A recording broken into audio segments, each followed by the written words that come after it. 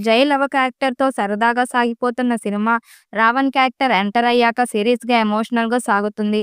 అలాగే సినిమాకి screen play బాగా ప్లస్ అయింది. ముఖ్యంగా క్లైమాక్స్ ప్రేక్షకుల చేత కంటతడి పెట్టించింది. 'రావణ్' క్యారెక్టర్ చనిపోయేటప్పుడు ఆ పాత్ర ఎమోషనల్‌గా కనెక్ట్ అయ్యారు ఆడియన్స్.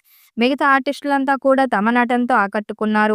దేవిశ్రీ బ్యాక్‌గ్రౌండ్ స్కోర్, చోటా కే నాయుడు విజువల్స్ కూడా ప్లస్ అయ్యాయి.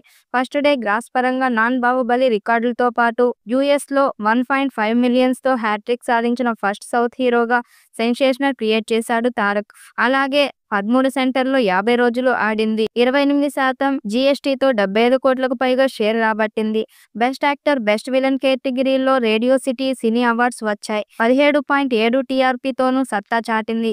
ఇదిలా ఉండగా అతి త్వరలోనే 'జై లవకుశ' మూవీకి సీక్వెల్ తెరకెక్కించాలని అనే ప్లాన్‌లో మేకర్స్ ఉన్నట్లు ఫిల్మ్ సర్కిల్ నుంచి వినిపిస్తున్న టాక్. ఈ సినిమాలో ఎన్టీఆర్ గారి పాత్ర ఎవరూ ఊహించనటువంటి తరహాలో ఉండబోతుందని, ముఖ్యంగా ఇందులో ఎన్టీఆర్ గారి క్యారెక్టరైజేషన్ ప్రతి సీన్‌లో గూస్ బంప్స్ తెప్పించే తరహాలో ఉండేలా స్క్రిప్ట్ రెడీ అవుతున్నట్లు తెలుస్తున్న సమాచారం.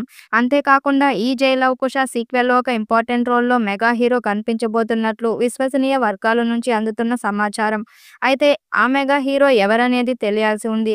ఇంట్రెస్టింగ్ విషయం ఏంటంటే ఆ మెగా హీరోలో 'జై లవకుశ' సీక్వెల్‌లో నెగెటివ్ రోల్‌లో కనిపించబోతున్నారు అని విశ్వసనీయ వర్గాల నుంచి అందుతున్న సమాచారం.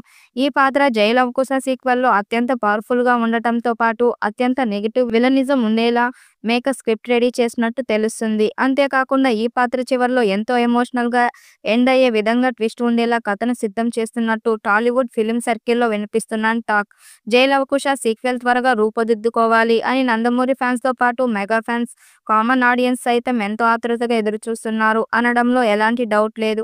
అయితే 'జై లవకుశ' సీక్వెల్‌పై వస్తున్నటువంటి ఈ రూమర్స్ నిజమా కాదా తెలియాలంటే అధికారిక ప్రకటన వచ్చేంత వరకు వేచి ఉండక తప్పదు. ఈ వీడియోపై మీ అభిప్రాయాన్ని కామెంట్ బాక్స్‌లో తెలియజేయండి. వీడియో నచ్చినట్టయితే లైక్ చేయండి, షేర్ చేయండి, కామెంట్ చేయండి. మరిన్ని అప్డేట్ కోసం మన ఛానల్ సబ్స్క్రైబ్ చేసుకోండి.